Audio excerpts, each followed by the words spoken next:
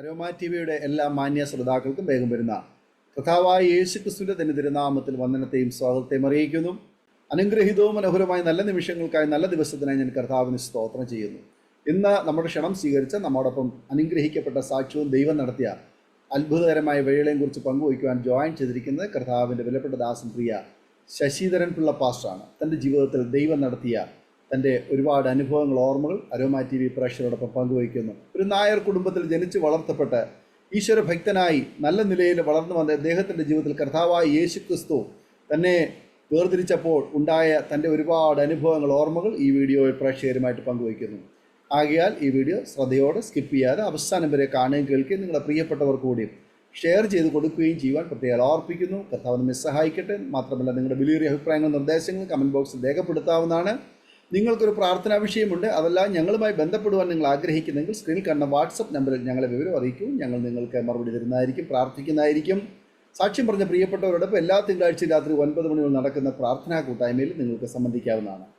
തുടർന്ന് കർത്താവിൻ്റെ വിലപ്പെട്ട ദാസൻ പ്രിയ ശശിധരൻ പിള്ള പാസ്റ്ററെ തികഞ്ഞ സ്നേഹത്തോടും ആദരവോടുകൂടി അരോമ ടി വി പ്രേക്ഷകരോടൊപ്പം സമയം ചെലവഴിക്കുന്നതിനായിട്ട് ഞങ്ങൾ ക്ഷണിച്ചോളൂ. ദൈവനാമത്തിന് മഹത്വമുണ്ടായിരിക്കട്ടെ.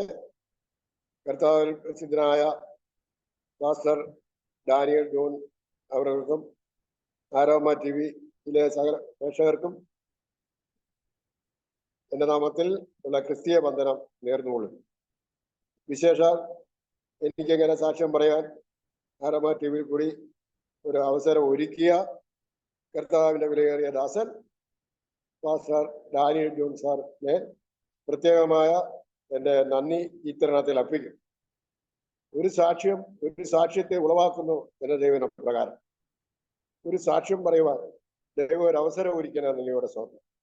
അത് അനേകർക്ക് ജീവിതത്തിൽ ഒരു വിടുതലായി തീരുവാൻ മുഖാന്തരമാക്കി തീർക്കുമെന്ന് ഞാൻ ദൈവത്തിന് പ്രാർത്ഥിക്കും. അങ്ങനെ ഒരു പ്രസംഗത്തെ നമുക്കൊരു പ്രസംഗം കൊണ്ട് ഖണ്ഡിക്കാൻ കൊണ്ട്, എന്നാൽ ഒരു സാക്ഷ്യം എന്ന് പറയുന്നത് ഒരുവൻ ക്രിസ്തുവിൽ നിന്ന് പ്രാപിച്ചതാണ്. ആ ദൈവം എന്നെ രൂപാന്തരപ്പെടുത്തിയ ആ സാക്ഷ്യം പറയുവാൻ നോക്കണം. വളരെ ഒരു ദൈവഭക്തിയുള്ള കുടുംബത്തിൽ ജനിക്കാൻ ദൈവനെ സഹായിച്ചു. ദിവസേന ക്ഷേത്ര ദർശനവും മറ്റു കാര്യങ്ങളും ചെയ്തുകൊണ്ടിരുന്ന അവസരത്തിൽ ഞാൻ വളരെ ഒരു ഭക്തനായി ജീവിക്കുന്നതിന്റെ കാലഘട്ടത്തിൽ ഞാൻ കോളേജ് പഠനമെല്ലാം കഴിഞ്ഞിട്ട് PDC വിദ്യാഭ്യാസം കഴിഞ്ഞിട്ട് രാഷ്ട്രീയത്തിലൊക്കെ ഇങ്ങനെ ഇറങ്ങിയത് പേരിൽ ഞാൻ ആന്ധ്ര യൂണിവേഴ്സിറ്റിയുടെ ഡിഗ്രി കോഴ്സിനെ കറസ്പോണ്ടൻസ് ചേർന്നു. എന്നാലും എനിക്ക് ആ കോഴ്സ് പൂർത്തിയാക്കാൻ കഴിഞ്ഞില്ല. അതിനുശേഷം ഞാൻ മദ്രാസിൽ പോയി. എൻ്റെ സിസ്റ്റർ മദ്രാസിലുണ്ടായിരുന്നു. മദ്രാസിൽ പോയി ഓട്ടോമൊബൈൽ എഞ്ചിനീയറിംഗ് ഒരു പ്രൈവറ്റ് ഇൻസ്റ്റിറ്റ്യൂട്ടിൽ പഠിക്കുവാനും അടുത്ത ഓട്ടോമൊബൈൽ സ്ഥാപനത്തിൽ തിരുവനന്തപുരത്ത് ഒരു വർഷക്കാലം ട്രെയിനിയായി ഞാൻ ജോലി ചെയ്തു. പക്ഷെ അതിനുശേഷം എനിക്ക് ആ ഫീൽഡിലോട്ട് പോകാൻ താല്പര്യം വന്നില്ല. ഞാൻ രാഷ്ട്രീയ പാർട്ടിയിലേക്ക് നടന്നു കഴിഞ്ഞപ്പോൾ ഒരു വിവാഹത്തെ പറ്റി ആലോചിച്ചപ്പോൾ ജോലി ഇല്ലാത്തത് കൊണ്ട് ഒരു ബിസിനസ് തുടങ്ങാമെന്നുള്ള ആ തീരുമാനത്തിൽ ഞാൻ എൻ്റെ ഫാദറിനോട് ആവശ്യപ്പെട്ടു. അപ്പോൾ ഫാദർ സാഹിബിൻ്റെ കമ്പനിയിൽ ബോംബെയിൽ വർഷം ജോലി ചെയ്ത് സാമ്പത്തികമൊക്കെ ഉണ്ടാക്കിയ ആളായിരുന്നു. എന്നാൽ എനിക്ക് എന്നെപ്പറ്റി ഒരു ഉറപ്പില്ലാത്തത് കൊണ്ട് എനിക്ക് അദ്ദേഹം അധികം പൈസ ബിസിനസ് തീരുമാനത്തൊക്കെ തന്നില്ല. അത് ചെറിയൊരു പൈസ തന്നത്. ഞാൻ അതുകൊണ്ട് ബ്ലേഡിയിലൊക്കെ പൈസ എടുത്ത് ചില ബിസിനസ്സൊക്കെ തുടങ്ങിയിട്ട് വിവാഹം കഴിച്ചിട്ട് ആ ബിസിനസ് നേരെ കൊണ്ടുപോകാമെന്നുള്ള ചിന്തയിലാണ് ആ പ്രകാരം ബിസിനസ്സൊക്കെ വലുതായിട്ട് തുടങ്ങിയെങ്കിലും വിവാഹത്തിന് വേണ്ടി പല പെൺകുട്ടികളെ സന്ദർശിക്കുമ്പോൾ നമ്മൾ സമുദായം നോക്കും. ഞാന്മാരിൽ തന്നെ പല വിഭാഗങ്ങളുണ്ട്. അപ്പോൾ അവർ എട്ടി പിള്ളമാരാണോ എന്ന് നോക്കും. ആരെ പെൺകുട്ടിയുടെ കളർ നോക്കും. അവരുടെ കുടുംബ പാരമ്പര്യം നോക്കും. ഇതിനെല്ലാം ഉപരിയായി നല്ല സാമ്പത്തികം നോക്കും. അതിനെല്ലാം ഉപരിയായി ജാതകം നോക്കും. ഇതിലേതെങ്കിലും ഒന്ന് ശരിയാവാത്തതുകൊണ്ട് വിവാഹം നടന്നില്ല. അത് മാത്രമല്ല, എനിക്ക് 5 പെങ്ങന്മാരുള്ളത് കൊണ്ട് അച്ഛന് എൻ്റെ വിവാഹത്തിൽ വലിയ താല്പര്യം കാണിക്കാതിരുന്നതും ഒരു കാരണമായി. അങ്ങനെ ബിസിനസ് എല്ലാം പൊട്ടിക്കഴിഞ്ഞപ്പോൾ ഞാൻ സാമ്പത്തികത്തിന് വേണ്ടി എൻ്റെ ഫാദറിന് ആവശ്യപ്പെടുകയും എന്നാൽ അദ്ദേഹം അത് തരുവാൻ മനസ്സില്ലാതിരുന്ന് എന്നെ വിശ്വാസമില്ലാത്തത് കൊണ്ടും ഞാൻ പാർട്ടി കളിച്ച് നടക്കുന്നത് കൊണ്ടും അദ്ദേഹം പൈസ തരുവാൻ തയ്യാറായില്ല. ആരും ബന്ധുക്കാരോ സ്വന്തക്കാരോ എൻ്റെ ജാതിക്കാരോ പാർട്ടിക്കാരോ സുഹൃത്തുക്കളോ ആരും സഹായിക്കാതിരുന്നപ്പോൾ ഞാൻ ജീവിതത്തിൽ ഒറ്റപ്പെട്ടു പോയപ്പോൾ പഴയ പ്രതാപത്തിൽ നാട്ടിൽ നിൽക്കാൻ പറ്റാത്തത് കൊണ്ട് ഞാൻ നാട് വിട്ട് മലബാറിലൊക്കെ പോയി പല പണികളും എടുത്ത് ഞാൻ ജീവിച്ചു. അങ്ങനെ ഞാൻ കർണാടക സ്റ്റേറ്റിലെ കുശാൽ നഗർ എന്നുള്ള ഒരു ജില്ലയിൽ എത്തപ്പെട്ടു. അവിടെ എത്തപ്പെട്ടപ്പോൾ അവിടെ ഈ കുടകന്മാർ എന്ന് പറഞ്ഞ ഒരു പ്രത്യേക വിഭാഗക്കാരാണ്. അവർ ഭയങ്കര ഭക്തന്മാരാണ്. അങ്ങനെ ഞാനും ചില പണിയായിട്ട് അവിടെ നിൽക്കുകയും എന്നും ക്ഷേത്ര ദർശനം നടത്തുകയും ഒക്കെ ചെയ്യുന്നതുകൊണ്ട് പല കുടവന്മാരുമായി എനിക്ക് സൗഹൃദം പ്രാപിക്കാൻ തുടങ്ങാൻ കഴിഞ്ഞു. അങ്ങനെ ഇരുന്നപ്പോൾ ഞാൻ ഒരു സ്വന്തമായിട്ട് ഒരു കമ്പനി, പേപ്പർ കമ്പനി ഞാൻ സ്റ്റാർട്ടാക്കി. എൻ്റെ പേര് GS Pillai and company for indenting agency for all item എന്നും പറഞ്ഞ് ഞാനൊരു സംഘടന തുടങ്ങി. അതായത് ഞാൻ സ്റ്റോക്കിൻസ് അല്ല, ഞാൻ ഏത് സാധനവും വരുത്തി കൊടുക്കും. അപ്പൊ അതിനുള്ള ചില കാരണങ്ങളാക്കി ഈ കുടക് ജില്ലയിലൊക്കെ ഒരു കുടകന്മാർക്ക് 200-300 ഏക്കർ വലിപ്പമുള്ള എസ്റ്റേറ്റുകൾ ഉണ്ടാകും. കാപ്പിത്തോട്ടം, ഓറഞ്ച് തോട്ടം, ആപ്പിൾ തോട്ടം, ഒരാൾക്ക് തന്നെ 300-400 ഏക്കർ കണക്കിന് തോട്ടങ്ങൾ ഉള്ളവരാണ്. വലിയ സമ്പന്നരാണ് കുടകർ. അപ്പോൾ അവരുമായിട്ടുള്ള ഫ്രണ്ട്ഷിപ്പില് അവർ വലിയ ഭക്തന്മാരാണെങ്കിലും അവിടെ തണുപ്പ് കൂടുതലായിട്ട് അവർ മദ്യത്തിന് അഡിക്റ്റാണ്. അപ്പോൾ ഏത് ആഘോഷത്തിനും അവർക്ക് മദ്യം ഒരു മസ്റ്റായിരുന്നു, അത്യാവശ്യമായി. അങ്ങനെ എന്നെയും അവരുടെ കമ്പനിയിലൊക്കെ കൂട്ടുകയും ഞാൻ മദ്യപാനം ആരംഭിക്കുകയും ചെയ്തപ്പോൾ ഇങ്ങനെ ബിസിനസ് തുടങ്ങിയപ്പോൾ ഞാൻ ഒരു എസ്റ്റേറ്റിലേക്ക് കമ്പിവേര് സ്ട്രോങ്ങായിട്ട് അവിടെ കിട്ടും. ആ നാട്ടിൽ കന്നാലികളൊക്കെ ഇങ്ങനെ അഴിച്ചു വിടുകയാണ്. അതുകൊണ്ട് തോട്ടം സംരക്ഷിക്കാൻ അവരെപ്പോഴും വലിയ വലിയ മുള്ളുവേലികൾ ഈ എസ്റ്റേറ്റിന് ചുറ്റും കെട്ടുന്ന പതിവുണ്ടായി. അപ്പോൾ ഞാൻ മുള്ളുവേലിയെ പറ്റി ഓർഡർ എടുക്കാൻ തൊക്കണം ഞാൻ അവരെ സമീപിക്കുകയും ഇൻസ്റ്റിറ്റ്യൂട്ട് ഓഫ് ബിസിനസ് മാനേജ്മെന്റ് അഹമ്മദാബാദിൽ ഒരു സ്ഥാപനമുണ്ട്. ഏത് സാധനം ഇന്ത്യയിൽ എവിടെയൊക്കെ ഉത്പാദിക്കുന്നതെന്ന് അവരെ സമീപിച്ചാൽ അഡ്രസ്സ് കിട്ടും. അങ്ങനെ അഡ്രസ്സ് ഞാൻ കളക്ട് ചെയ്തുകൊണ്ട് ഈ കമ്പിവേലിയുടെ ഉണ്ടാക്കുന്ന എല്ലാ കമ്പനിയായിട്ട് കൊട്ടേഷൻ അയക്കുകയും അവിടെ നിന്നെല്ലാം എനിക്ക് റിപ്പോർട്ട് വരികയും അതിനെ കൊട്ടേഷൻ വരികയും ചെയ്തു. ഏറ്റവും കുറഞ്ഞ് ആ റേറ്റുള്ള കമ്പനിയായിട്ട് ഞാൻ ബന്ധപ്പെടും. എന്നിട്ട് ഞാൻ ഞാനത് തലശ്ശേരിയിലുള്ള ഓരോ കടക്കാരുമായിട്ട് ചേർന്ന് GST നമ്പറുള്ളവരെ ചേർന്ന് വേറെ ബില്ലുണ്ടാക്കി ഞാൻ കുടകന്മാർക്ക് കുടിക്കുക ആ ഡിഫറൻസ് ഞാൻ എടുക്കുകയും അങ്ങനെ ഞാൻ ഒരുപാട് ലോഡ് കമ്പിവേലികളും അങ്ങനെ തുടങ്ങി പല മെറ്റീരിയൽസിന് ഞാൻ വരുത്തി കൊടുത്തപ്പോൾ ഒരുപാട് ഉണ്ടാക്കുവാൻ എനിക്ക് കഴിയും. പക്ഷെ സമ്പത്തുണ്ടായെങ്കിലും ഈ കുടകന്മാര് വലിയ പണക്കാരായതുകൊണ്ട് അവരോടൊപ്പം നടക്കണമെങ്കിൽ നല്ല വലിയ ഡ്രസ്സൊക്കെ ഇട്ട് ജീപ്പിൽ തന്നെ യാത്ര ചെയ്ത് വലിയ മുന്തിയ ഹോട്ടലിലൊക്കെ താമസിച്ച് മുന്തിയ സ്കോച്ച് ബിസ്കൊക്കെ കഴിച്ചാൽ മാത്രമേ അവരുടെ കമ്പനി നിൽക്കാൻ പറ്റൂ. അങ്ങനെ സാമ്പത്തികം ഉണ്ടെങ്കിലും അതേപോലെ ചെലവും ജാസ്തിയായപ്പോൾ കുറച്ച് പൈസ സേവ് ചെയ്ത് വീട്ടിൽ പോയി വീണ്ടും ബിസിനസ് തുടങ്ങാനുള്ള ഒരു സങ്കല്പമാണെങ്കിലും അത് നടക്കാതെ വന്നപ്പോൾ 40 ദിവസം നോയമ്പെടുത്ത് ശബരിമല മാല ഇടാം, അപ്പോൾ 40 ദിവസം മദ്യപാനത്തിന് ഒഴിവാവാം എന്ന് കരുതിക്കൊണ്ട് അതിനു മുമ്പ് ഞാൻ ശബരിമല ഒരുപാട് പ്രാവശ്യം പോയിട്ടുണ്ട്. ഞാൻ കൊല്ലത്തിന് സൈക്കിളിൽ പോയിട്ടുണ്ട് എൻ്റെ കൂട്ടുകാരൻ. പക്ഷെ സൈക്കിളിൽ പോയിട്ട് വന്ന മാല ഊരിക്കഴിഞ്ഞ് വ്രതം തീരുമ്പോൾ ഓച്ചിറ അമ്പലത്തിൽ വന്ന് മാല ഊരിക്കഴിയുമ്പോൾ ഞങ്ങളുടെ വ്രതം തീർന്നു. പിന്നെ നേരെ കള്ളിഷാപ്പിലോട്ട് പോകും. അങ്ങനെ പബ്ലിക്കായിട്ട് എപ്പോഴും കഴിക്കത്തില്ല. എങ്കിലും വ്രതം നയിക്കുമ്പോൾ അത് പിന്നെ നമുക്ക് എന്തും ആവാം. അങ്ങനെ കുടകിലായിരുന്നപ്പോൾ ഒരു കുഴപ്പം പറ്റി. കുടകിൽ പ്രത്യേകിച്ചും കുടക് ജില്ലയിലെ ശബരിമലയ്ക്ക് മാല ഇട്ട് കഴിഞ്ഞാൽ കേട്ടോ സാറേ, പിന്നെ നമുക്ക് ചെരുപ്പിടാൻ പറ്റത്തില്ല, നക്കറായി നടക്കണം, പാൻറിടാൻ പറ്റത്തില്ല, കറുപ്പ് മുണ്ടെടുക്കണം. ഞാനിത് പറയുന്നത് ഏതാണ്ട് 25 ഒരു വർഷത്തിന് മുമ്പുള്ള കാര്യം. ഇപ്പോഴത്തെ സാഹചര്യം എനിക്കറിയത്തില്ല. 96 കാലഘട്ടത്തിലായിരുന്നു ഞാൻ കുടകിലുള്ളത്. അപ്പോൾ കറുപ്പ് മുണ്ടെടുക്കണം, ചെരുപ്പിടാൻ പാടില്ല, ദേവസ്ഥാനത്ത് രാത്രി കിടക്കണം. അങ്ങനെയാണ് അവിടെ ചിട്ട. അങ്ങനെ ഞാൻ ഇതൊക്കെ അനുസരിച്ച് ദേവസ്ഥാനത്ത് രാത്രി പോയി കിടക്കുകയും പകലിങ്ങനെ ഞാൻ ഓർഡർ എടുക്കാനായിട്ടൊക്കെ ഓരോ കുടകന്മാരെ പല സ്ഥലത്ത് പോകുമ്പോൾ അവർക്ക് അയ്യപ്പം ഈ സ്വാമിമാരെ കാണുന്നത് വളരെ ബഹുമാനമാണ്.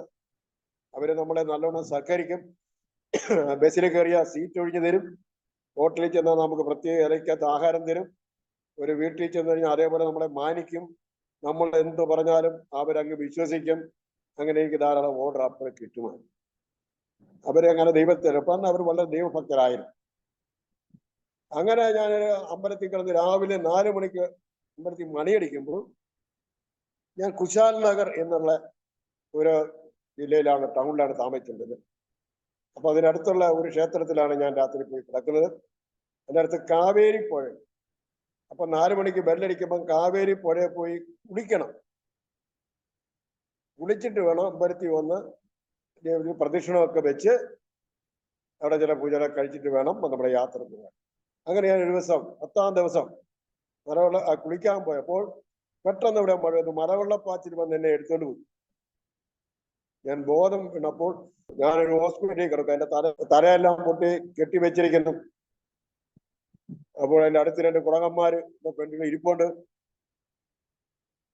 അപ്പോൾ അവര് പറഞ്ഞു, ഞങ്ങളുടെ കൂട്ടുകാർ, ഞങ്ങളാണ് നിന്നെ രക്ഷിച്ചത്, ഈ പാറ കഴിച്ച് പേടിക്കണ്ട, ഇവിടെ എല്ലാ ട്രീറ്റ്മെന്റും നിനക്ക് കിട്ടും എന്ന് അവർ പറയുകയും എന്നാൽ തലയ്ക്കും മുഖത്തുമൊക്കെ ഭയങ്കര വേദന കാരണം ഇഞ്ചക്ഷനൊക്കെ എടുത്തപ്പോൾ കുടകന്മാര് പറഞ്ഞു, ഞാൻ പറഞ്ഞു എന്റെ മാല കാണുന്നില്ലെന്ന്.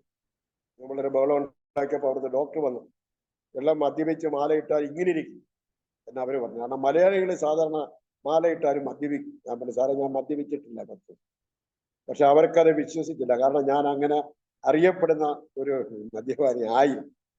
ഏതായാലും കുടകന്മാർ എൻ്റെ അടുത്ത് സുഹൃത്തുക്കൾ പറഞ്ഞു, ഏതായാലും വിളച്ച ഇനി വ്രതം തീർന്ന് ഇനി വേദന സഹിക്കാൻ അല്പം മദ്യമാവാം എന്നൊക്കെ പറഞ്ഞ് അവരെനിക്ക് ഒഴിച്ചത്. ഞാൻ മദ്യം കഴിച്ചിട്ട് ആശുപത്രി കിടന്നപ്പോൾ അവർ പറഞ്ഞ്, ഏതായാലും ഒരു 30 ദിവസം കഴിയാൻ ഇവിടുന്ന് പറ്റത്തില്ല, കാരണം മുറിവെല്ലാം ഉണങ്ങണം, ഇഞ്ചക്ഷനൊക്കെ ഉണ്ട്, നീ പേടിക്കണ്ട, പെണ്ണെടുത്ത് പൈസ. അങ്ങനെ ഞാൻ കിടന്ന സമയത്ത് ഒരാൾ എന്നെ കാണാൻ വന്നു. അദ്ദേഹം പറഞ്ഞു, ഞാൻ നിനക്ക് വേണ്ടി പ്രാർത്ഥിക്കും. അപ്പൊ ഞാൻ ചോദിച്ചു, നിങ്ങളാരാ? ഞാനൊരു പാസ്റ്ററാണ്. ഞാൻ പറഞ്ഞു, എനിക്ക് പാസ്റ്റർമാരെ കാണുന്നത് തന്നെ ഇഷ്ടമല്ല. ഞാൻ കൊല്ലത്തായിരുന്നപ്പോൾ പലരും എൻ്റെ അടുത്ത് നിന്ന് സുവിശേഷം പറയും, യേശുക്രിസ്തു മരിച്ചത് നിന്റെ പാപത്തിന് വേണ്ടിയാണ്, അവൻ കാലക്കുരിശിൽ യാഗമായി തീർന്നു പറയുമ്പോൾ ഞാൻ പറയും, ആരെങ്കിലും എവിടെങ്കിലും ക്രൂശിൽ തറച്ച് മരിച്ചാൽ എന്റെ പാപം അങ്ങനെ മോചനം. അതിനു മുമ്പേ അവിടെ പല കള്ളന്മാരെയും ക്രൂശിൽ തറച്ച് കൊല്ലുമാർ.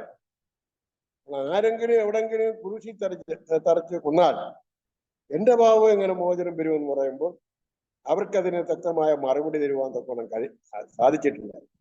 അപ്പോൾ ഞാൻ അവരെ ഉപദേശിക്കുമായിരുന്നു, പണിയെടുത്ത് ജീവിതം എന്ന് പറയുമ്പോൾ എനിക്ക് ആ പാസ്റ്റർമാരെ ഇഷ്ടമല്ല. അപ്പൊ ഇദ്ദേഹം വന്നു എൻ്റെ അടുത്ത് പറഞ്ഞു, യേശു നിന്നെ സ്നേഹിക്കുന്നു. ഞാൻ പറഞ്ഞ ആരനെയാ? അദ്ദേഹം, യേശു ഒരു ദൈവമാണ്, യേശു മാത്രം ദൈവം എന്ന് പറഞ്ഞപ്പോൾ ഞാൻ അടക്കി. ഞാൻ പറഞ്ഞു, ജീസസ് ഓൾസോ എ ഗോഡ് എന്ന് എൻ്റെ അച്ഛൻ പഠിപ്പിച്ചു. അതുകൊണ്ട് യേശു ഒരു ദൈവം എന്ന് ഞാൻ സമ്മതിക്കാം. പക്ഷെ ഉള്ളിയിലെ ഗോഡ് എന്ന് പറയുമ്പോൾ ഞങ്ങളുടെ ദേവന്മാരൊക്കെ പിന്നെ ആരാധന. അപ്പൊ അദ്ദേഹം പറഞ്ഞു, എൻ്റെ പേര് ബാലഗോപാൽ, ഞാൻ തൃശ്ശൂർ ജില്ലയിൽ ഒരു വാറിയർ കുടുംബത്തിൽ ജനിച്ച് വളർത്തപ്പെട്ട താൻ എങ്ങനെ ഇന്ത്യ പെന്തക്കോസ്ത് ദൈവസഭ IPCയിലെ കുശാൽ നഗറിലെ പാസ്റ്ററായി എന്ന് അദ്ദേഹം സാക്ഷ്യം പറഞ്ഞപ്പോൾ എനിക്ക് വിശ്വസിക്കാതിരിക്കുവാൻ കണ്ടെത്തിയ കാര്യങ്ങൾ പറഞ്ഞു. അപ്പോൾ ഞാനിങ്ങനെ പറഞ്ഞു, ഞാൻ എപ്പോഴും ഇങ്ങനെ ഒരു ഡയറി, ഒരു കറുത്ത ഡയറി സ്വപ്നം കാണും. അദ്ദേഹം പറഞ്ഞു, അത് ഡയറി അല്ല. അദ്ദേഹം കയ്യിലൊരു ബൈബിൾ എടുത്ത് എനിക്ക് തന്നു, ഒരു കറുത്ത പുസ്തകത്തിൽ. ഞാൻ ആദ്യമാണ് അങ്ങനെ ഒരു ബൈബിൾ എൻ്റെ കയ്യിൽ കിട്ടുന്നതും ശരിക്കും ഞാൻ കാണുന്നതും. അത് ഞാൻ കൊല്ലം ടൗണിലാണ് പാപ്പാരിക്കും ഇവിടെയൊക്കെ കണ്ടിട്ടുണ്ട്. ലത്തീൻ കത്തോലിക്കർ അതൊക്കെ ചുമപ്പ് ബൈബിളും വലിയ കുരിശൊക്കെ ഉള്ള ബൈബിളാണ് ഞാൻ കണ്ടിട്ടുണ്ട്. ഈ കറുപ്പ് പുസ്തകം എടുത്ത് കാണിച്ച് അദ്ദേഹം പറഞ്ഞു, ഇത് നീ വായിക്കാം, നീ എന്തായാലും 2-3 ആഴ്ച കഴിയാതെ ഇവിടുന്ന് പോകത്തില്ല, ഞാൻ പ്രാർത്ഥിക്കാം എന്നും പറഞ്ഞ് അദ്ദേഹം എൻ്റെ തലയെ കൈവച്ച് അദ്ദേഹം പ്രാർത്ഥിച്ചപ്പോൾ അന്യഭാഷയൊക്കെ പറഞ്ഞ. അപ്പൊ ഞാൻ അതുവരെയും അന്യഭാഷ കേട്ടിട്ടില്ല. അപ്പൊ ഏതാണ്ടൊക്കെ ഞാൻ ഇയാൾക്ക് തലക്ക് സുഖമില്ലാത്തവനാണ്. ഞാൻ പ്രാർത്ഥിച്ചിട്ട് പറഞ്ഞു, ദൈവം നിനക്കൊരു വിടുതൽ തരും, ദൈവം നിന്നെ കണ്ട് പ്രാർത്ഥിച്ച് അദ്ദേഹം ഈ ബൈബിൾ വായിക്കാൻ തന്നിട്ട് എന്നെ പോയി. കുടകന്മാരിടയ്ക്ക് 1-2 മണിക്കൂർ കഴിഞ്ഞിട്ട് അവരുടെ ഇടയ്ക്ക് വരും. സ്ഥിരമായിട്ട് എൻ്റെ അടുത്ത് ആരുമില്ല. ഞാൻ ബൈബിൾ എടുത്ത് ഇടയ്ക്കിടയ്ക്ക് വായിച്ചപ്പോൾ വായനാശീലം എനിക്ക് ഇഷ്ടമായിരുന്നു. വായിച്ചപ്പോൾ എനിക്ക് മനസ്സിലായി, എന്റെ പാപം എത്ര കടുംചുവപ്പാണെങ്കിലും അത് ഹിമം പോലെ വെളുപ്പിക്കുവാൻ അവൻ മതിയായ രക്തമാണെന്ന് അവന് ഞാൻ ആ ബൈബിളിൽ വായിച്ച് മനസ്സിലാക്കി. എബ്രായർ 4:2 പ്രകാരം ഞാനൊരു വാക്യം കണ്ടു. നമ്മളെപ്പോലെ സമർത്ഥമാനം അവരും കേട്ടവരല്ലോ, എന്നാൽ കേട്ടവരിൽ അത് വിശ്വാസമായി പരിണമിക്കായാൽ ആ വചനം അവർക്ക് ഉപകാരമായി വന്നില്ല. അപ്പോൾ എനിക്കൊരു കാര്യം മനസ്സിലായി, ഈ ബൈബിളിലെ 31,173 വാക്യങ്ങൾ ആക്കിയാലും അത് വിശ്വാസമായി പരിണമിച്ചില്ലെങ്കിൽ ആ വചനം കൊണ്ട് എനിക്ക് യാതൊരു പ്രയോജനവുമില്ല എന്ന ദൈവത്തിന് അനുഭവിക്കുന്നു. അപ്പോൾ ഞാൻ അതിനു മുമ്പേ കേൾക്കാഞ്ഞിട്ടല്ല, അല്ലെങ്കിൽ സുവിശേഷം കേൾക്കാഞ്ഞിട്ടല്ല, പക്ഷെ അതെനിക്ക് വിശ്വാസമായി പരിണമിച്ചില്ല.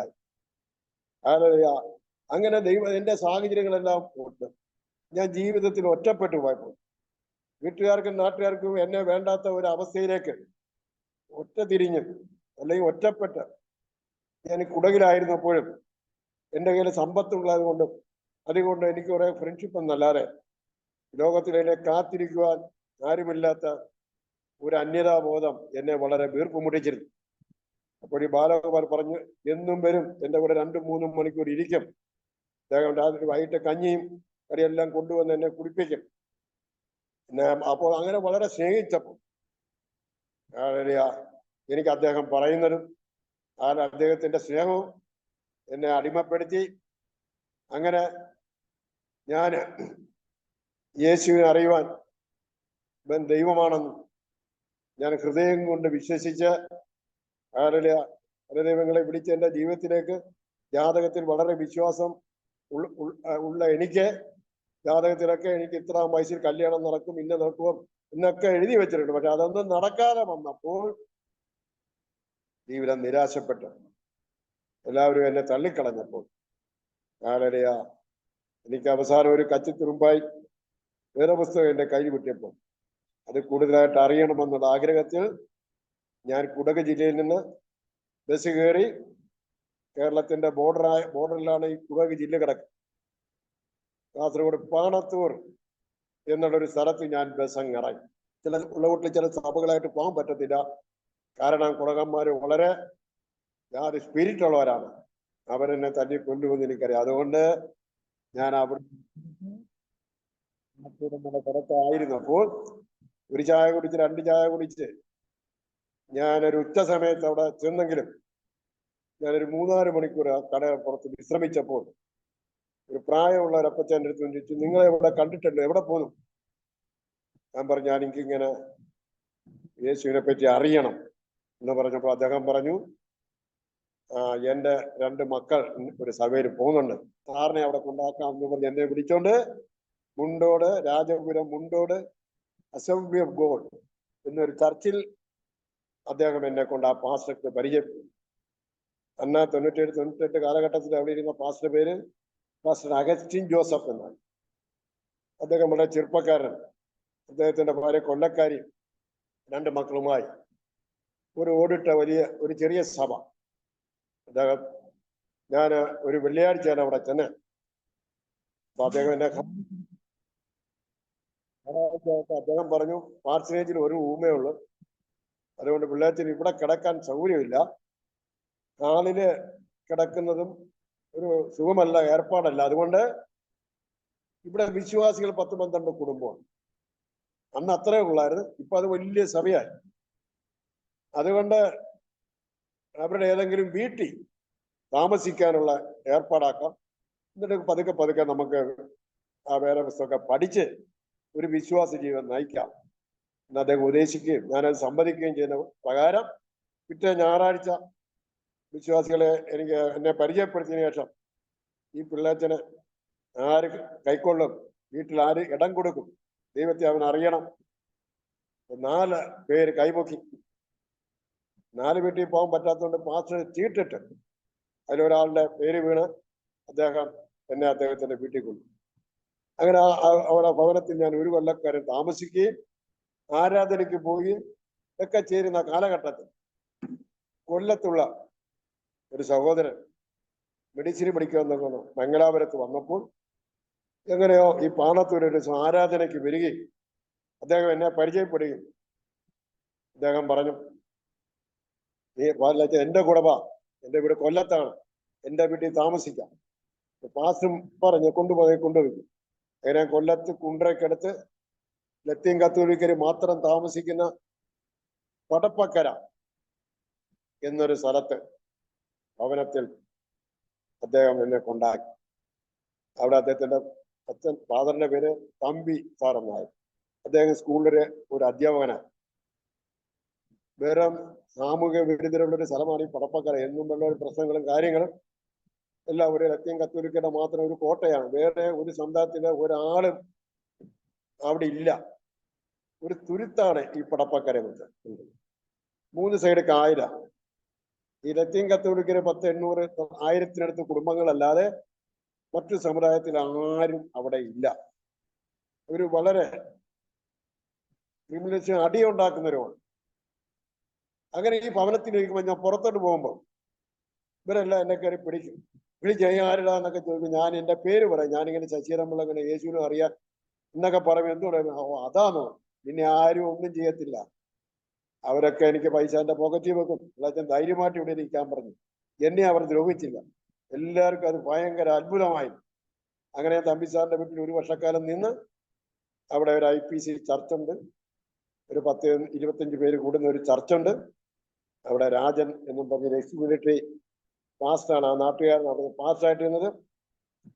അങ്ങനെ ദൈവത്തോട് ഞാൻ അവിടെ സ്നാനപ്പെട്ട് ചെന്നപ്പോൾ കുണ്ട്ര ചർച്ചംകോട്, മുക്കടയിലുള്ള കുണ്ട്ര ചർച്ചംകോടിൽ ഒരു ഉപവാസ പ്രാർത്ഥന 40 ദിവസം എന്ന് ബോർഡ് കണ്ട് ഞാൻ അവിടെ കയറി. അവിടെ കയറിയെങ്കിൽ അവിടെ ഉപവാസ പ്രാർത്ഥനയ്ക്ക് ഇരിക്കുവാൻ ഞാൻ ആഗ്രഹിച്ചു. അങ്ങനെ വൈകിട്ടായപ്പം എവിടെ താമസിക്കുന്ന ഒരു ലിബിയ അച്ചായൻ എന്ന ഒരാൾ ചോദിക്കുകയും അങ്ങനെ ജോസഫ് എന്ന അച്ചായന്റെ വീട്ടിൽ എന്നെ കൊണ്ടുപോവുകയും ഞാൻ 22 ദിവസക്കാലം ഉപവാസ പ്രാർത്ഥനയായിട്ടിരുന്നു. അത് കഴിഞ്ഞപ്പോൾ എന്റെ ആവശ്യപ്രകാരം ദൈവവേല ചെയ്യണമെന്നുള്ളൊരു ആഗ്രഹത്തിൽ ഞാൻ ആയിരുന്നപ്പോൾ അവരെന്നെ കൊല്ലത്ത് ചെറുവക്കലുള്ള ന്യൂ ലൈഫ് ബിബ്ലിക്കൽ സെമിനാരി ജോൺസൺ ഡാനിയൽ പാസ്റ്റർ നടത്തപ്പെടുന്ന IPCയുടെ വലിയ ബൈബിൾ കോളേജിൽ എന്നെ കൊണ്ട് ചേർത്ത് ഞാൻ അവിടെ 3 വർഷക്കാലം പഠിച്ച് 2000 BTH എടുത്ത് ഗ്രാജുവേറ്റ് എടുക്കാൻ പോകണം. ദൈവം എന്നെ സഹായിച്ചു. ആ സമയത്ത് അവർ എൻ്റെ കുണ്ട്ര ചർച്ചംകോടുകാർ എൻ്റെ സഹോദരന്മാർ ചേർന്ന് എനിക്ക് വിവാഹ ബന്ധങ്ങൾ പലതും ആലോചിക്കുകയും അങ്ങനെ എറണാകുളം മുളന്തുരുത്തി ചർച്ചംകോടിലെ ഒരു വിശ്വാസിയായ യാക്കോബ ബാക്ക്ഗ്രൗണ്ടിൽ നിന്ന് വിശ്വാസത്തിൽ വന്ന ഒരു തക്ക തുണയെ സ്വർഗത്തിലെ ദൈവം എനിക്ക് ഒരുക്കി. അപ്പോൾ ഞാൻ വിവാഹം കഴിക്കാൻ എൻ്റെ ഭാര്യയ്ക്ക് ഒരു പ്രൈവറ്റ് സ്ഥാപനത്തിൽ ജോസ് പ്രദേശ് മെയിൻ കാഷ്യറായിട്ടിരിക്കും. നല്ല ശമ്പളം എല്ലാം ഉള്ള അന്ന് കിട്ടിക്കൊണ്ടിരുന്നു. ഞാൻ 3-ാം വർഷം പഠിച്ചുകൊണ്ടിരുന്നപ്പോഴാണ് വിവാഹം കഴിച്ചത്. എന്നാൽ ഞാൻ 3 വർഷം പഠിച്ചും കഴിഞ്ഞപ്പോൾ എവിടെ ദൈവവേല ചെയ്യണം എന്നുള്ള ഒരു താല്പര്യത്തിന് പുറത്ത് ഞാൻ തിരുവനന്തപുരത്ത് പോവുകയും എൻ്റെ കൂടെ പഠിച്ച ഒരു സഹോദരന്റെ സഭയിൽ ഞാൻ 20 ദിവസക്കാലം വീണ്ടും ഉപവാസത്തോട്ടിരിക്കുവാനും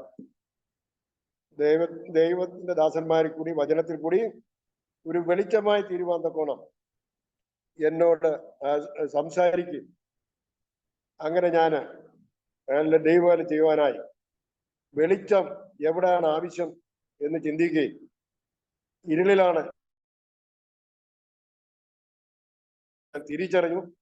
ചെറിയൊരു പ്രകാശം മാത്രമുള്ള എനിക്ക്, ഒരു മിന്നാമിനിങ്ങിന്റെ പ്രകാശം മാത്രമുള്ള എനിക്ക് ഇരുളിൽ ഒരു പ്രകാശമായി തീരുവാൻ കഴിയും എന്നുള്ള തിരിച്ചറിവിൽ ഞാൻ ഡോക്ടർ മുരളീധരനെ കാണുകയും അദ്ദേഹം നേതൃത്വം നൽകുന്ന ട്രൈബൽ മിഷൻ ഓഫ് ഇന്ത്യ എന്നുള്ള സ്ഥാപനത്തിൽ എൻ്റെ ഭാര്യയുടെ ജോലി വിട്ടിട്ട് ഞങ്ങൾ രണ്ടും ചേർന്ന് ആദ്യമായി ഇടുക്കി ജില്ലയിലെ അടിമാലി സ്ഥലത്ത്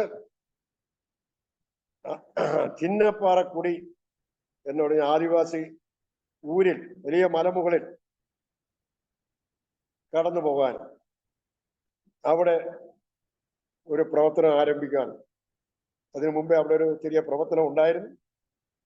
അങ്ങനെ അവിടെ ആയിരിക്കാനും ദൈവം എന്നെ സഹായിച്ചു. ഇവിടെ ഭയങ്കര മദ്യപാനികളും അന്വേഷകരും എല്ലാം വളരെ ആയിട്ടുള്ളവരാണ് ഈ മന്നാന്മാരും. അവരുടെ 8 വർഷക്കാലം പ്രവർത്തിക്കാൻ അനേകരെ 60-70 ആൾക്കാരെ കൂടുതൽ ദൈവത്തോട് ചേർക്കുവാനും ദൈവം എന്നെ സഹായിച്ചു. അപ്പോൾ അവരുടെ പേരൊന്നും മാറ്റത്തില്ല. ഗോപാലനായിട്ട് തന്നെ ഇരിക്കും. ഒരു റിക്കാർഡിലും അവർക്ക് ഒപ്പില്ല. അവർ പക്ഷേ ദൈവം ആരാണെന്നുള്ള തിരിച്ചറിവ് അവർക്ക് കൊടുക്കുവാനും അവരെ ഇംഗ്ലീഷ് ഭാഷ പഠിപ്പിക്കുവാനും അവരെ കുഞ്ഞുങ്ങൾക്ക് തന്നെ ട്യൂഷൻ എടുക്കുവാനും പഠിക്കുവാനുള്ള അവബോധം കൊടുക്കുവാനും പള്ളിയിൽ വരാത്തവരുടേക്കും വരുന്നിടത്തും എല്ലാം ആർക്ക് വേണമെങ്കിലും ട്യൂഷൻ ഫ്രീ ആയിട്ട് എടുക്കുവാനും സ്പോക്കൺ ഇംഗ്ലീഷ് എല്ലാം പഠിപ്പിക്കുവാനും അങ്ങനെ അനേകരെ ആ ക്രിസ്തുവിന്റെ സ്നേഹം വെളിപ്പെടുത്തുവാൻ നോക്കണം. ദൈവം എന്നെ സഹായിച്ചു. അവിടെ വെച്ച് എനിക്ക് ഒരു മോള് ജനിച്ചു. അപ്പോഴങ്ങനെ അവൾക്കൊരു പേരിടുവാൻ തൊക്കണം ഞങ്ങൾ തീരുമാനിച്ച്. ഭാര്യ പല പേര് പറയും, എനിക്ക് ഇഷ്ടപ്പെടത്തില്ല. അങ്ങനെ വിശ്വാസികളെ ഏൽപ്പിച്ചു. ബൈബിളിൽ നിന്നൊരു പേര് സെലക്ട് ചെയ്യുന്നവർക്ക് 100 രൂപ സമ്മാനം തരും എന്ന് പറഞ്ഞു. അന്നത്തെ 100 അന്നത്തെ 1000 രൂപയ്ക്ക് തുല്യമാണ്. അങ്ങനെ ഒരു സഹോദരൻ ഗണേശൻ പേര് പറഞ്ഞു, ചായ കോരിന്നിടാൻ പറഞ്ഞു. ഞാൻ പറഞ്ഞു കോരിയോ? അച്ചായൻ എപ്പോഴും പറയുമല്ലോ ഗ്ലോറി ഗ്ലോറി. അങ്ങനെ എൻ്റെ മകൾക്ക് ഗ്ലോറി എന്നുള്ള പേരിട്ട് ദൈവം അവളിപ്പോൾ ഫിസിയോതെറാപ്പിക്ക് ബാംഗ്ലൂരിൽ 3-ാം വർഷം തീരാറായി പഠിച്ചുകൊണ്ടിരിക്കുക. അങ്ങനെ ഞാൻ അവിടെ 8 വർഷക്കാലം അവിടെ പ്രവർത്തിച്ച് കഴിക്കുമ്പോൾ അവിടെ തന്നെയുള്ള ഒരു കുമാരൻ എന്നൊരു സഹോദരനെ ഞാൻ എൻ്റെ അസിസ്റ്റന്റായി നിർത്തുകയും 8 വർഷം കഴിഞ്ഞപ്പോൾ ഞാൻ കുമാരനെ അതിൻ്റെ ചുമതല ഏൽപ്പിച്ചുകൊണ്ട് ഞാനൊരു സ്ഥലമാറ്റം ആവശ്യപ്പെടുകയും ഞാൻ ആവശ്യപ്പെട്ട പ്രകാരം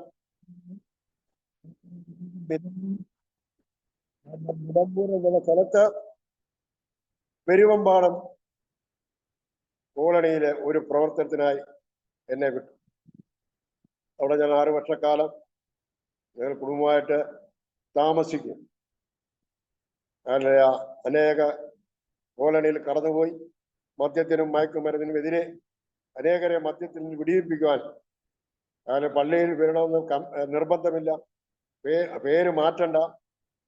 പക്ഷെ നമ്മുടെ ജീവിതം മാറുവാനും ഈ ദൈവത്തെ വരച്ചു കാണിക്കുവാനും 6 വർഷക്കാലം അവിടെ പ്രവർത്തിച്ചു.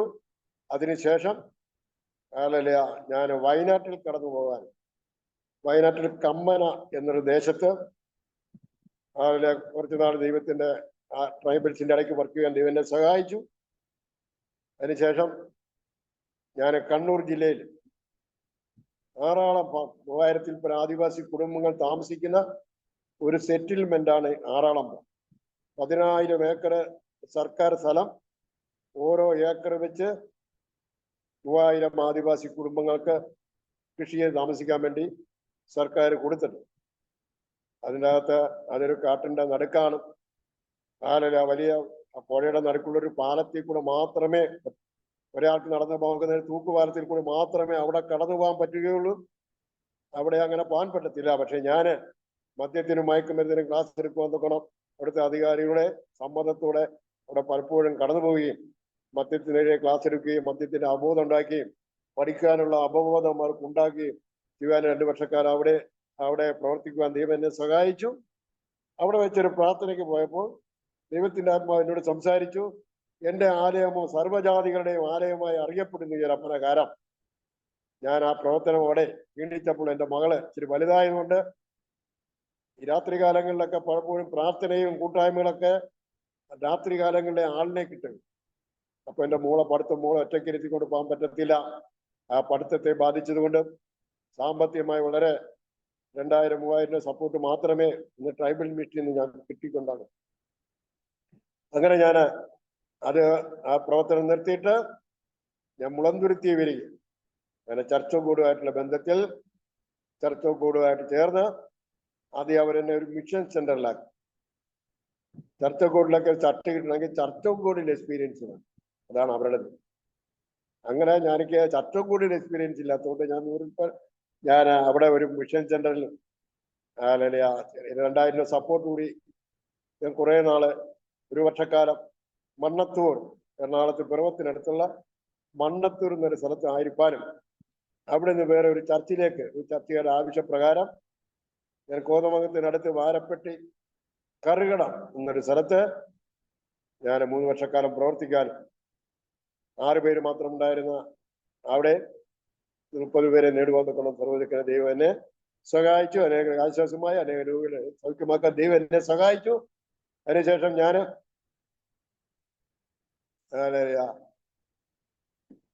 കർളായി ദേശത്ത് ചർച്ചക്കൂടിന്റെ കർളായി ടൗൺ ചർച്ചിൽ ഇരിക്കാനും അതിനുശേഷം ഇടുക്കി ജില്ലയിൽ ഉടുമ്പൻചോല മാട്ടുത്താവളം ചർച്ചിൽ ഇരിക്കാനും ഇപ്പോൾ തിരുവല്ലായ്ക്കടുത്ത് ഇരുവേപ്പേരൂർ സെന്ററിൽ മടത്തുംഭാഗം എന്നൊരു ചർച്ചിലെ പാസ്റ്ററായിരിക്കാനും ദൈവം എന്നെ സഹായിച്ചു. ഇപ്പൊ കഴിഞ്ഞ നാളുകളിൽ ദൈവത്തിന്റെ സന്നിധിയിൽ ഞാൻ കടന്നു വരുമ്പോൾ ജീവിതത്തിൽ പ്രത്യാശ നഷ്ടപ്പെട്ട് ലക്ഷ്യബോധമില്ലാതെ ആയിരുന്ന എൻ്റെ ജീവിതത്തിലേക്ക് യേശുക്രിസ്തുവിനെ ഞാൻ രക്ഷിതാവായി സ്വീകരിച്ചപ്പോൾ എനിക്ക് എൻ്റെ ജീവിതത്തിൽ ഒരു മാറ്റം. യേശുക്രിസ്തുവിന്റെ മരണം ഒരു സബ്സ്റ്റിറ്റ്യൂഷൻ തെറ്റാണെന്ന്, ഒരു പകരം മരണമാണെന്ന് ഞാൻ ഹൃദയം കൊണ്ട് വിശ്വസിച്ചപ്പോൾ രക്ഷിക്കപ്പെട്ടു.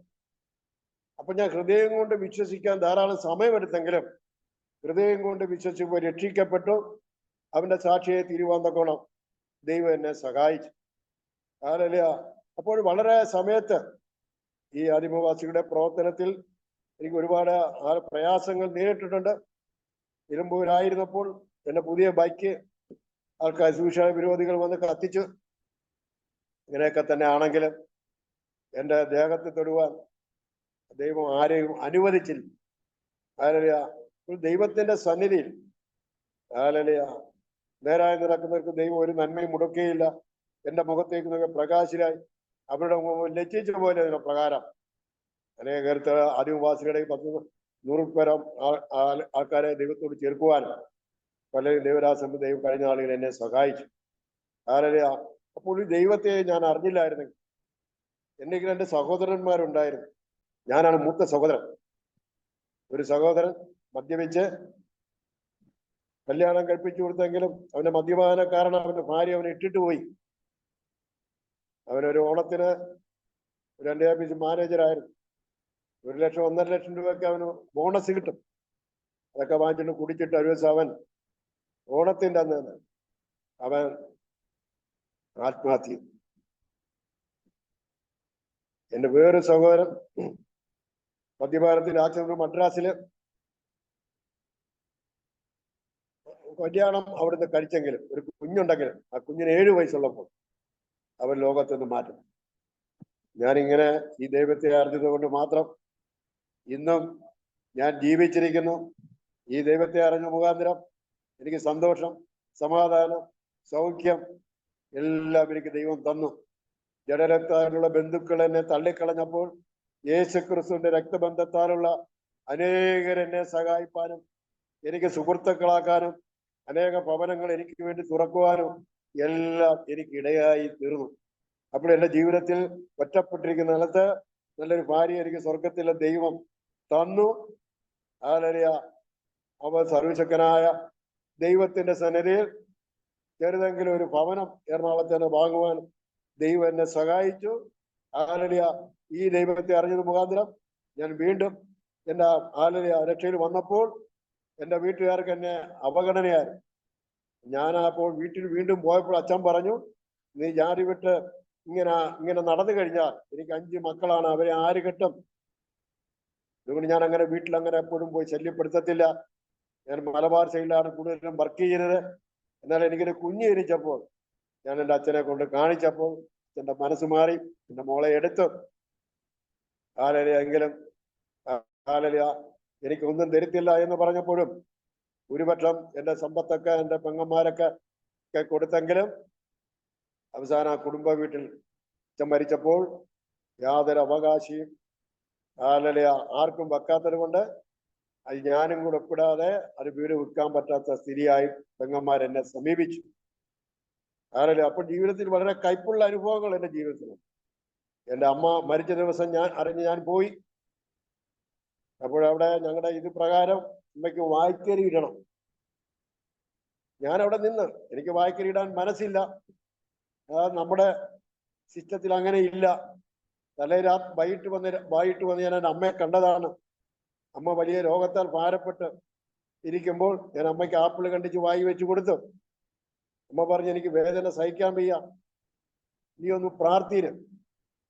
അമ്മയ്ക്ക് ഓരോ ക്യാൻസർ വന്ന് ഒരു ടെസ്റ്റിൽ വന്ന് അങ്ങനെ വളരെ ഭാരപ്പെട്ട് RCCയിലെ കീമോതെറാപ്പി ഒക്കെ എടുത്തുകൊണ്ടിരിക്കുന്ന കാലഘട്ടം ഞാൻ അമ്മയ്ക്ക് വേണ്ടി ആത്മാർത്ഥമായി പ്രാർത്ഥിച്ചു.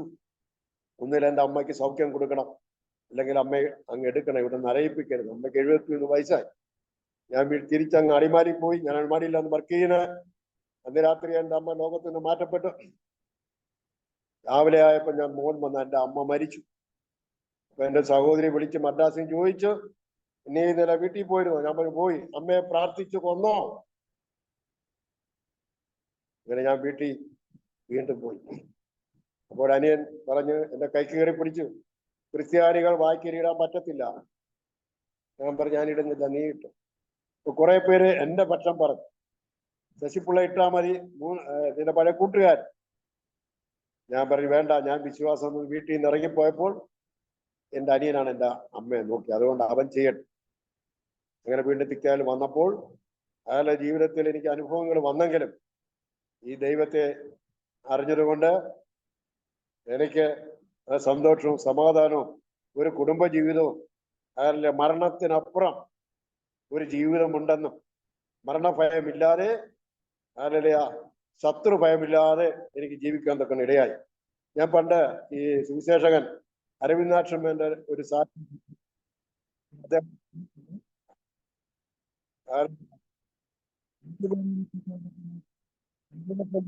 കൊന്നൊടുക്കുക അവതാരത്തെ ഭജിച്ചിരുന്ന ഞാൻ മറ്റുള്ളവർക്ക് വേണ്ടി ജീവൻ കൊടുത്ത ശത്രുക്കളെ സ്നേഹിപ്പീൻ എന്നൊരു അറിവ് എൻ്റെ ജീവിതത്തിൽ കിട്ടി. കാലാകാലങ്ങളിൽ ശത്രുക്കളെ സംഹരിക്കാൻ മാറി മാറി അവതാരങ്ങൾ വന്നിരുന്ന ഈ കാലഘട്ടത്തിൽ ശത്രുക്കളെ സ്നേഹിപ്പീൻ എന്നൊരു പുതിയ തത്വം ഞാൻ കേട്ടു. ശത്രുക്കൾക്ക് വിശക്കുന്നെങ്കിൽ ആഹാരം കൊടുപ്പീൻ എന്നുള്ള വചനം എന്നെ ആകർഷിച്ചു. അതുകൊണ്ട് ശത്രുഭയം എൻ്റെ ജീവിതത്തിൽ നിന്ന് മാറി. ഹല്ലേലൂയ. എന്നെ ഒരു പുതിയ രൂപാന്തരപ്പെടുത്തുവാൻ ഈ ദൈവത്തിന്റെ വചനത്തിന്റെ ശക്തി ഉണ്ടെന്ന് എനിക്ക് മനസ്സിലായി. ഒരു അനുഭവം പറഞ്ഞ, പണ്ട് കാലത്ത് ഞാൻ കോളേജിൽ പഠിച്ചിരിക്കുന്ന സമയത്ത് ഒരു പെൺകുട്ടി ഒരു ഓട്ടോഗ്രാഫ് കോളേജിന്റെ അവസാന വർഷത്തിൽ പലരും ഓട്ടോഗ്രാഫ് എഴുതിയ കൂട്ടത്തിൽ ഒരു പെൺകുട്ടി എനിക്ക് എഴുതി തന്നു, I like you more than you know. അർത്ഥാൽ നീ അറിയുന്നതിനേക്കാൾ നിന്നെ ഞാൻ സ്നേഹിക്കും. അപ്പോൾ ഞാൻ വിചാരിച്ചു, കൂട്ടുകാരെല്ലാം കാണിച്ചപ്പോൾ അവർക്കാർക്കും അവൾ ഈ വാക്ക് എഴുതിയില്ല. ഞാൻ നോക്കിയപ്പോൾ ഇവിടെ ഒരു നാല് പെണ്ണ, ഇവിടെ തന്നെ വിവാഹം കഴിക്കാം എന്ന് ഞാൻ മനസ്സിൽ ചിന്തിച്ചു. പക്ഷെ കുറച്ചുനാൾ കഴിഞ്ഞപ്പോൾ അവിടെ വിവാഹത്തിന്റെ ലെറ്റർ എൻ്റെ കൈക്കൊണ്ടു. എനിക്ക് വളരെ നിരാശ തോന്നി. അവൾ എഴുതിയ വാക്കെന്താ? അങ്ങനെ ഒരു മാർച്ച് മാസം 1-ാം തീയതിയാണ് അവിടെ കല്യാണം ലെറ്റർ. ഞാൻ വിചാരിച്ച് അന്ന് തന്നെ മരിച്ചുകളാ. ഞാൻ ഹൃദയത്തിൽ അവർക്ക് സ്ഥാനം കൊടുത്തു പോയി. ഇനി അവളെ ഭർത്താവുമായിട്ട് പോകുന്നത് എനിക്ക് കാണാൻ പറ്റത്തില്ല എന്ന് ചിന്തിച്ചുകൊണ്ട് ഞാൻ വീട്ടിൽ നിന്ന് ഇറങ്ങിപ്പോയി. ഒറ്റപ്പാലം ട്രെയിനിൽ ഒറ്റപ്പാലം എന്നൊരു സ്ഥലം കണ്ടപ്പോൾ ഞാൻ അവിടെ ഇറങ്ങി. അന്ന് ചെറിയൊരു റെയിൽവേ സ്റ്റേഷനായിരുന്നു. ഞാൻ ആ റെയിൽവേ സ്റ്റേഷൻ്റെ അവിടെ ചെറിയ ബാഗെല്ലാം അവിടെ വെച്ചിട്ട് ആ ബെഞ്ചിൽ അവിടെ ഇരുന്നു. രാത്രിയാവുമ്പോൾ ഒറ്റപ്പാലത്ത് ഞാൻ പുഴ കണ്ട് ആ പുഴയിൽ ചാടി മരിക്കാം, അവിടെ ആദ്യ രാത്രിയും എൻ്റെ അവസാന രാത്രി ആയിക്കോട്ടെ എന്നും പറഞ്ഞ് ഞാൻ അവിടെ ഇരുന്നപ്പോൾ ഒരാൾ വന്ന് പരിചയപ്പെട്ടു. എൻ്റെ അടുത്ത് ചോദിച്ചു, പേരെന്താ? ഞാൻ പറഞ്ഞു ശശിധരൻ പിള്ള. പറയും, എൻ്റെ പേര് ഗോവിന്ദ മേനോൻ. അവിടെയൊക്കെ നായന്മാർക്ക് മേനോനുണ്ട്. അദ്ദേഹം അവിടെ നിന്ന് വീട് കാണിച്ചു തന്നു. വീട്ടുണ്ടാക്കുന്ന ഓപ്പോസിറ്റിൽ ഒരു ആനയ്ക്ക് വലിയ വീട്. ഞാൻ വൈകിട്ട് ഇവിടെ വന്നിരിക്കും, ഒരു ചായ കുടിക്കും. ഞാൻ പരിചയപ്പെട്ട് എന്ത് ചെയ്യുന്നു? ഞാൻ ചില ബിസിനസ്സൊക്കെയാണെന്ന് പറഞ്ഞ് രാത്രി ട്രെയിനുണ്ട്, അതിൽ പാനിരിക്കുക. ദൈവത്തിന്റെ സന്നിധിയിൽ ഞാൻ കടന്നു വന്നില്ലെങ്കിൽ ഇനി ഞാൻ ലോകത്ത് കാണത്തില്ലായി. രാത്രി വെള്ളത്തിലോട്ട് മരിച്ചു കളയാം എന്നുള്ളൊരു തീരുമാനത്തിൽ ഞാൻ അദ്ദേഹം പോയി കഴിഞ്ഞപ്പോൾ എൻ്റെ ബാഗെല്ലാം ഒതുക്കി വെച്ചിട്ട് ഞാൻ ആ പുഴയിലോട്ട് നടന്നു. റെയിൽവേ സ്റ്റേഷൻ്റെ അടുത്ത് പുഴയാണ്. ഭാരതപ്പുഴയിലേക്ക് ഞാൻ നടന്നു. മരിച്ചു കളയാമെന്നുള്ള രീതിയിൽ ഞാൻ മുങ്ങിയപ്പോൾ എൻ്റെ ആ തോട് വരെ വെള്ളമുള്ളു. ഞാൻ മുങ്ങിയിരിക്കും. പക്ഷെ ശ്വാസം കിട്ടാത്തപ്പോൾ തനിയെ പൊങ്ങും. നീ എന്തായാലും പൊങ്ങത്തില്ല എന്നും പറഞ്ഞാൽ വാശി പിടിച്ച് ഞാൻ പക്ഷെ പിന്നെ ശ്വാസം കിട്ടാത്തപ്പോൾ തനിയെ പോകും. ഞാൻ വിചാരിച്ചാ മരിക്കാൻ പോലും വെള്ളമില്ലല്ലോ. ഞാൻ വളരെ 1 മണിക്കൂർ ഞാൻ ട്രൈ ചെയ്തു. പക്ഷെ എവിടെ നടന്നിട്ട് മാർച്ച് മാസമായിട്ട് വളരെ വെള്ളം കുറവായതുകൊണ്ട് വേറെ മണ്ണപ്പോൾ എനിക്ക് മരിക്കാൻ കഴിഞ്ഞില്ല. അപ്പോൾ ഞാനിങ്ങനെ മനസ്സിൽ വിചാരിച്ച് അച്ഛൻ റെസ്റ്റ് എടുത്തിട്ട് നോക്കാം എന്നും പറഞ്ഞ് ഞാൻ മണൽപ്പുറത്ത് കയറി കടന്നു. പക്ഷെ അങ്ങ് ഉറങ്ങിപ്പോയി. നേരം വെളുത്തപ്പോഴാണ് അറിഞ്ഞത്. അപ്പോൾ ഞാൻ വീണ്ടും റെയിൽവേ സ്റ്റേഷൻ അടുത്ത് വന്നു. അപ്പൊ എൻ്റെ ബാഗ് അവിടെ തന്നെ ഇരിക്കൊണ്ടിരുന്നത്. ഞാൻ വിചാരിച്ച് ഇന്ന് പകൽ സമയം നടന്ന് നല്ല ആഴമുള്ള സ്ഥലം കണ്ടുപിടിച്ചിട്ട് ഇന്നത്ത് മരിക്കാം എന്ന് ഞാൻ തീരുമാനിച്ചു. അങ്ങനെ ഞാൻ വീണ്ടും റെയിൽവേ സ്റ്റേഷനിൽ വന്നിരുന്നു. തലേ ദിവസം എൻ്റെ കയ്യിലുള്ള കാശൊക്കെ ഞാനെടുത്ത് കണ്ണി കണ്ടവർക്കെല്ലാം കൊടുത്തു. കാരണം ഇനി പൈസയുടെ ആവശ്യമില്ലല്ലോ. പക്ഷേ എൻ്റെ കയ്യിൽ ഒരു പൈസയും ഇല്ല. അങ്ങനെ ഞാൻ അവിടെ ഇരുന്നു. ഇരുന്നപ്പോൾ തലേന്ന് കണ്ട ഗോവിന്ദമ്മൻ പിറ്റേന്നും വന്നു. അദ്ദേഹം പോയി, എന്റെ ഷർട്ടെല്ലാം നനഞ്ഞിരിക്കും, എന്താ നീ എന്താ പോയില്ലേ? ഞാൻ പറഞ്ഞു, ഞാൻ ഉറങ്ങിപ്പോയി, ട്രെയിൻ മിസ്സായി പോയി. അങ്ങനെ പറഞ്ഞത് അടുത്ത ട്രെയിൻ വന്നപ്പോൾ പറഞ്ഞു, ഞാണ്ട് വന്ന ട്രെയിനകത്ത് കയറിപ്പോയി. ഞാൻ പറഞ്ഞു, സാറേ ഞാൻ പോകുന്നില്ല. ഞാൻ അദ്ദേഹത്തോട് കാര്യം പറഞ്ഞു. അദ്ദേഹം പറയും, നീ വീട്ടിൽ വാ. അദ്ദേഹം എന്നെ വീട്ടിൽ വിളിച്ചോണ്ട് പോയി കുളിക്കാൻ പറഞ്ഞു. കഞ്ഞി ഊരിത്ത അദ്ദേഹം അവിടെ കൊടുത്തത് എന്നൊക്കെ വാഷ് ചെയ്യിപ്പിച്ച് കഞ്ഞിയും പയറും ഒക്കെ തന്ന അദ്ദേഹം എൻ്റെ അടുത്ത് പറഞ്ഞു. ഞാൻ കാര്യങ്ങളൊക്കെ പറഞ്ഞു. ഒരു പെൺകുട്ടി എന്നെ സ്നേഹിച്ചിരുന്നു, ഇങ്ങനെ ഞങ്ങൾ പറഞ്ഞു. പക്ഷെ അവള് വേറെ കല്യാണം പോയി, എനിക്കിനി അതുകൊണ്ട് ജീവിച്ചിരിക്കണ്ട. അദ്ദേഹം ഒരു കാര്യം എന്നോട് പറഞ്ഞു, നീ സ്നേഹിക്കുന്നതിനേക്കാൾ നിന്നെ സ്നേഹിക്കുന്നതിനേക്കാൾ. ഞാനിങ്ങനെ ആ പെൺകുട്ടിക്ക് നിന്നോട് സ്നേഹമില്ലായിരുന്നു. അത് സാധാരണ ഒരു കൗമാര ചാപല്യം അല്ലെങ്കിൽ ജഡത്തിലുള്ള സ്നേഹം. നിന്നെ സ്നേഹിക്കുന്നവരെ കണ്ടെത്തണം. അപ്പൊ ഞാൻ അവിടെ നിന്ന് അദ്ദേഹം പറഞ്ഞു, നീ അതൊരു വീട്ടിൽ പോയി എന്തെങ്കിലും ചെറിയൊരു ബിസിനസ് ഒക്കെ തുടങ്ങി. അപ്പൊ അദ്ദേഹം ആയിട്ട് വന്ന് ടിക്കറ്റൊക്കെ എടുത്തു തന്ന് കുറച്ച് പൈസയും എൻ്റെ പോക്കറ്റിൽ വന്നിട്ട്, നീ ധൈര്യമായിട്ട് പോകും. ഞാനും ഒരു നായർ സ്നേഹം അദ്ദേഹം എൻ്റെ അടുത്ത് കാണിച്ച് അങ്ങനെ ഞാൻ വീട്ടിൽ വന്ന് എൻ്റെ വീട്ടിൽ ഒരു സൈഡ് കുറച്ച് പോയി കഴിഞ്ഞാൽ കടലും ഒരു സൈഡ് കായലും. അപ്പൊ കടക്കരെ ഞാനിങ്ങനെ ഏകനായി പോയിരിക്കും. ജീവിതത്തിൽ ഒരു പ്രത്യാശയുമില്ലാതെ ഞാൻ കടക്കരയിൽ മണിക്കൂറുകളോളം ഇരിക്കുവാൻ. അപ്പൊ അങ്ങകലെ സന്ധ്യയുടെ ദീപ്തിയിൽ വിഴുന്നിട്ടിരുന്ന 1000 സ്വപ്നങ്ങൾ നെയ്ത കഥകൾ, സ്വപ്നങ്ങൾ തനിക്ക് നൽകി പുതിയ മേച്ചിൽപ്പുറങ്ങൾ തേടിപ്പോയ അവരെ കുറിച്ചുള്ള ഓർമ്മകൾ ദുസ്സഹമായി. ഇത്ര നാളും ഞാൻ പിന്തുടർന്നത് നിഴലുകളെയാണ്. നിഴലുകളെ പിന്തുടർന്ന് എൻ്റെ മനസ്സും ശരീരവും തളർന്നു. നീ എവിടെ എൻ പ്രാണസഖി എന്ന് ഞാനിങ്ങനെ ഓർമ്മയിൽ കുറിച്ചു. അങ്ങനെ ഞാൻ എന്നെ സ്നേഹിക്കുന്നവരുണ്ടെന്നപ്പോൾ ഞാൻ കാണാത്തത് കൊണ്ട് എനിക്ക് എന്നെ അധികമായി സ്നേഹിക്കുന്നു, എന്നെ അറിയുന്ന ആ ദൈവത്തെ കാണുവാൻ തൊക്കണം എൻ്റെ ഉള്ളിലൊരു പ്രേരണ ഉണ്ടായി. ആ പ്രേരണ എൻ്റെ ഉള്ളിൽ കിടക്കുകയും എന്നെ അധികമായി സ്നേഹിക്കുന്ന ഞാൻ അറിയുന്നതിനേക്കാൾ കൂടുതലായി എന്നെ സ്നേഹിക്കുന്ന ഒരു ദൈവത്തെ കണ്ടെത്തുവാൻ തക്കോണം എനിക്ക് ഇടയായി തീർന്നു. ആ ദൈവത്തെ കണ്ടപ്പോൾ എനിക്ക് തക്ക തുണി ദൈവം ഒരുക്കി. ദൈവം തന്നു, നല്ല കുടുംബക്കാരെ എനിക്ക് തന്നു, നല്ല സുഹൃത്തുക്കളെ ദൈവം എനിക്ക് തന്നു, നല്ല ദൈവമക്കളെ എനിക്ക് തന്നു. എന്നെ സ്നേഹിക്കാനും എന്നെ കരുതുവാനും ഒരുപാട് ആൾക്കാരെ സ്വർഗത്തിലെ ദൈവം കരുതി.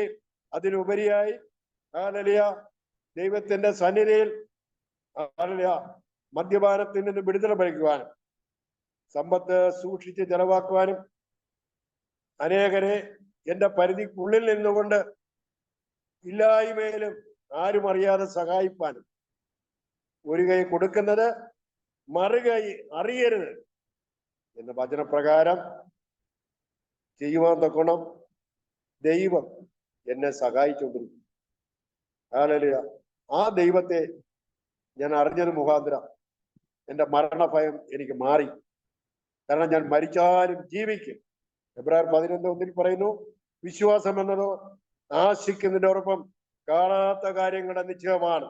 ആ കാണാത്ത കാര്യമാണ് സ്വർഗരാജ്യം. അത് ഞാൻ വിശ്വസിക്കുകയാണ്. ആ ഉറപ്പാണ് എന്റെ വിശ്വാസം. ആ ഉറപ്പില്ലെങ്കിൽ നമ്മൾ മാറി. ലോകത്തിലെ എല്ലാവരും വിശ്വാസികളാണ്. ആരെല്ലാം അമ്പലത്തിൽ പോകുന്നവരും വിശ്വാസികളാണ്, മുസ്ലിം പള്ളിയിൽ പോകുന്നവരും വിശ്വാസികളാണ്, എവിടെ പോയാലും വിശ്വാസിയാണ്. എന്തിനേറെ കമ്മ്യൂണിസ്റ്റുകാർ പോലും ഒരു വിശ്വാസികളാണ്. കാര്യം അവർ കാറൽ മാർക്സിന്റെ തത്വത്തിൽ വിശ്വസിക്കും. എന്നാൽ ഞാൻ വേദപുസ്തകം പഠിച്ചപ്പോഴാണ് വിശ്വാസികൾ ആരാണ് കാണാത്ത കാര്യങ്ങളെ പറ്റി ചിന്തിക്കും. ഹല്ലേലൂയ. മരണത്തിനപ്പുറവും എനിക്കൊരു ജീവിതം ഉണ്ടെന്നും ഹല്ലേലൂയ ദൈവസന്നിധിയിൽ ഹല്ലേലൂയ അവനെ വിളിച്ചപേക്ഷിക്കുന്നവർക്ക് അവനെ ഒരു നാളും കൈവിടുകയില്ല. ഞാൻ നിനക്കുന്നതിലും അത്യന്തികമായി എന്നെ പോറ്റുവാൻ, ഒരു സന്തോഷം തരാനും സമാധാനം തരുവാനും മരണഭയം മാറുവാനും നാളത്തെ പറ്റി എന്ന് ചിന്തിക്കുവാനുള്ള മാറി ഒരു വിശ്വാസ ജീവിതം നയിക്കുവാൻ, അയാളുടെ ശത്രുക്കളെ പോലും സ്നേഹിപ്പാനും സ്വർഗത്തിലെ ദൈവം എന്നെ രൂപാന്തരപ്പെടുത്തി. അതുകൊണ്ട് ഹല്ലേലൂയ എന്നെ ഒരു കാലത്ത് ഹല്ലേലൂയ ഞാന് ഒരു അക്രമകാരിയായി മറ്റു പാർട്ടിക്കാരെ ഹല്ലേലൂയ ദേഷ്യത്തോട് കാണുകയും അവർക്ക് വേണ്ടി പല ദ്രോഹങ്ങളും ഞാൻ അന്ന് ചെയ്തിട്ടുണ്ട്.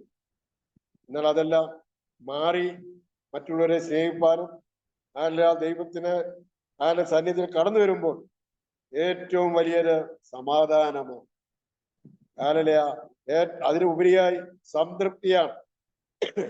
സങ്കീർത്തനത്തിൽ പറയുന്നു, യഹോവ എന്റെ ഇടയനാകുന്നു, എനിക്ക് മുട്ടുണ്ടാകുകയില്ല. ഹല്ലേലൂയ. യഹോവ എന്റെ ഇടയനാകുന്നു എന്ന് പറയുമ്പോൾ അവൻ എന്നെ സ്വസ്ഥതയുള്ള വെള്ളത്തിനരികിലേക്ക് നടത്തും. ആ ദൈവം എന്റെ യഹോവ എന്റെ ഇടയനാണ് എന്ന് വെച്ചാൽ എനിക്ക് സാമ്പത്തിക മെറ്റീരിയൽ ബ്ലെസ്സിങ് അല്ല ഞാൻ ഉദ്ദേശിക്കുന്നത്. യഹോവ എന്റെ ഇടയനാണെങ്കിൽ ഞാൻ സംതൃപ്തനാണ്. ഞാൻ ഒന്നിനെ പറ്റിയും ഭയപ്പെടുകയില്ല. കാര്യം എന്നെ നടത്തുന്ന ഒരു ഇടയൻ എനിക്കുണ്ട്. അതുകൊണ്ട് ഞാൻ എവിടെ കിടക്കണം, എവിടെ താമസിക്കണം, എന്ത് കഴിക്കണമെന്നൊക്കെ എന്നെക്കാട്ടിൽ ബോധമുള്ള ഒരു ഇടയന് ഞാനുണ്ട്.